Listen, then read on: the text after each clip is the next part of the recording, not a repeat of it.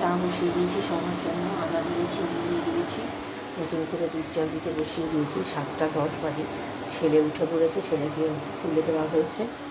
এই যে আমার হাজব্যান্ড দাঁত মাজছে, আর এই যে ছেলেকে দুধ দিয়েছি, বিস্কুট দিয়েছি। যেহেতু আমি উঠে পড়েছি, আজকে দুধ দিলাম। ও ভাত খেয়ে যেতে পারবে না, বুঝতেই পারছেন, মারা চলে যাবে, যেহেতু মন খারাপ, তার জন্য চাটা করি। মাছ বের করে রেখে দিয়েছি। এই যে নিয়ে এসছেন, মন খারাপ লাগছে? ওই বাবা, বললে যাও যাও, দুধ খাওয়া হয়ে দুধ খাওয়া হয়ে গেছে, আন্টি আসবে, পড়তে বসবে। চা পাতা দিয়ে দিয়েছি। আমার হাজব্যান্ড বললো চা খাবে না, চা তো করে ফেলেছি। ঠিক আছে থাক, আমি একটু বাড়িতে ভাতটা খেয়ে একটু ছোড়া ছোড়া অমল হচ্ছে। মা কোটাকুটি করছে। কি গো,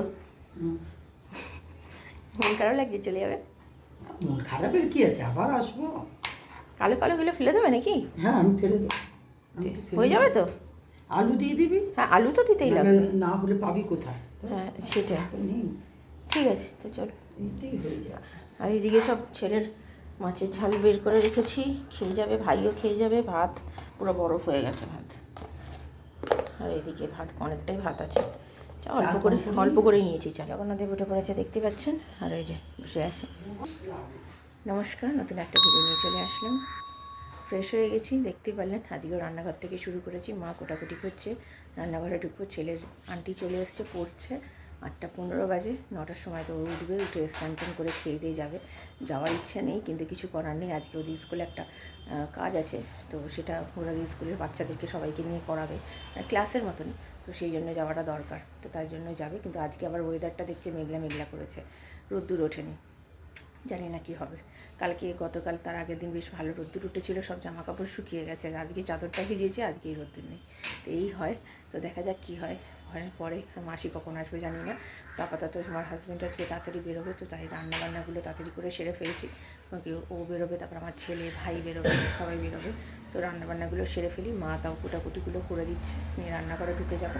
তারপর ছেলে উঠলে ছেলেকে দেখবো। তো ঠিক আছে, চলুন আপাতত এখন রান্নাঘরে যাই। পুরো কুটাকুটিগুলো হয়ে গেছে, ধুয়ে টুয়ে রান্নাটা বসিয়ে দিই, আমি আবার পরে আসছি। এদিকে ভাত বসিয়ে দিয়েছি, মাছটা আগে ভেজে নিয়ে মাছের ঝোলটা করে ফেলি, তারপরে করবো হচ্ছে এই ভাজাটা। 8:30 বাজে, ততক্ষণে ছেলে করে নিয়েছিল। মাছ ভাজতে বসিয়ে দিয়েছি, এই যে এখানে দিয়ে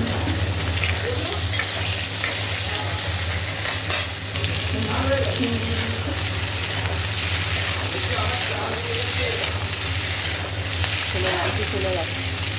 মশলা সব মা ভিজিয়ে রেখেছিল, হলুদ গুঁড়ো, লঙ্কার গুঁড়ো, জিরে গুঁড়ো, নুন, সামান্য একটু মিষ্টি কালারের জন্য। এবার এটাকে কষাবো, কষিয়ে মাছগুলো দেবো। মাসি চলে এসছে, আর এটা ভাজলেই রান্না হয়ে যাবে। এই দিয়ে দিয়েছি জল, এবার একটু ফুটলেই নামিয়ে ফেলবো। এই যে আমার মা রান্না করছে, এই দিকটা ভাজা হয়ে গেলেই হয়ে যাবে। আর এদিকে ভাত হয়ে গেছে, আমার মাছের ঝোল তো হয়ে গেছে, দেখালাম। ভাত না এখানে একটু পড়েছে, পড়েটা মানে ছোট। হ্যাঁ, আমারও তাই। ঠিক আছে। আর ইয়ে খাবার আমার ছেলের ওই ভাজা দিয়ে ঘি দিয়ে খাইয়ে দিচ্ছি, তৈরি হয়ে গেছে, কিন্তু মন খারাপ তো জানেন। হ্যাঁ হ্যাঁ হ্যাঁ, ধুয়ে নেবো। তো চলুন ওকে খাইয়ে দিই, পরে আসছি।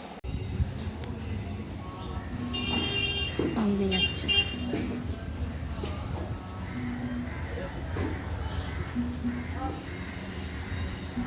এই যে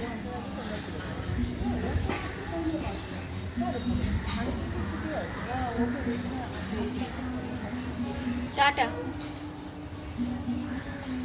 আমার টিফিন, ছেলে বেরিয়ে গেছে, গাড়ি দেখছে। তো চলুন খাওয়া দাওয়া সেরে নিই, আমি পরে আসছি। খেতে দিয়ে দিয়েছি। ভালো, আমি করেছি, মা যদিও মশলাটা মা করে দিয়েছে। মাছের পিসগুলো তো ছোটো ছোটো হয়ে গেছে। এই যে খাওয়া দাওয়া সব হয়ে গেছে মোটামুটি। মাছের ঝোলটা কেমন হয়েছে? ভালো হয়েছে। এই যে চলে যাবে একটু পরে, তাই খাওয়া দাওয়া সেরে নিল। বাবার খাওয়া হয়ে গেছে, আমার হাজব্যান্ড বেরিয়ে গেছে। তো চলুন, আমারও খাওয়া হয়ে গেছে, একসাথেই বসে পড়েছি। তুমি পরে আমার মা চলে যাচ্ছে, আবার আসবে মা। আসবো, ভালোভাবে থাকবি। হ্যাঁ, কি হলো, গাড়িটা কিছু গাড়ি করে আসছে। হ্যাঁ, 7 মিনিট আর 6 মিনিট দেখাচ্ছে। আস্তে আস্তে নামো, সাবধানে থাকবি। হ্যাঁ হ্যাঁ, আবার এসো।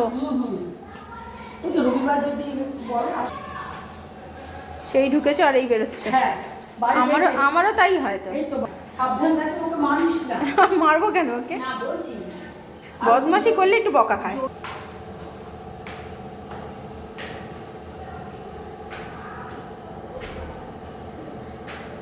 ওই যে আমার বাবা যাচ্ছে, গাড়ি আসবে সেই জন্য আর মা বেরোয়নি এখন,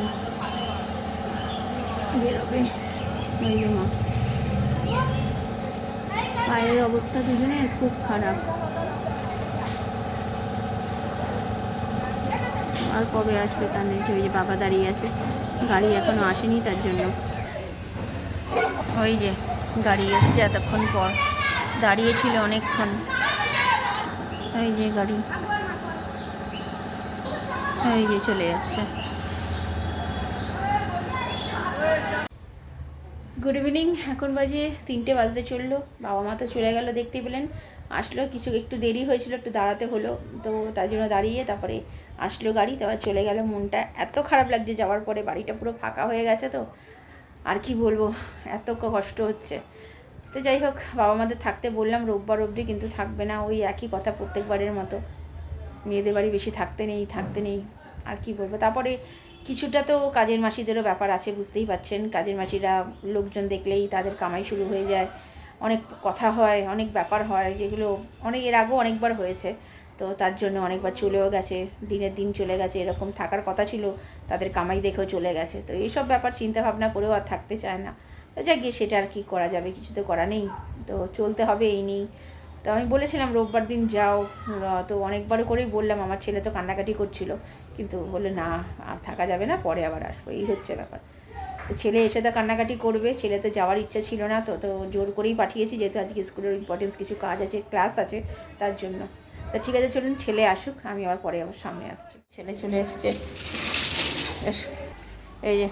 কী হলো, মন খারাপ লাগছে? খুব গরম আছে বাইরে বাবা? আজ যে ক্লাসটা হয়েছে, যে ক্লাসটা হওয়ার কথা ছিল, কি হয়েছে ক্লাসে? ইংরেজি বুঝিয়েছে?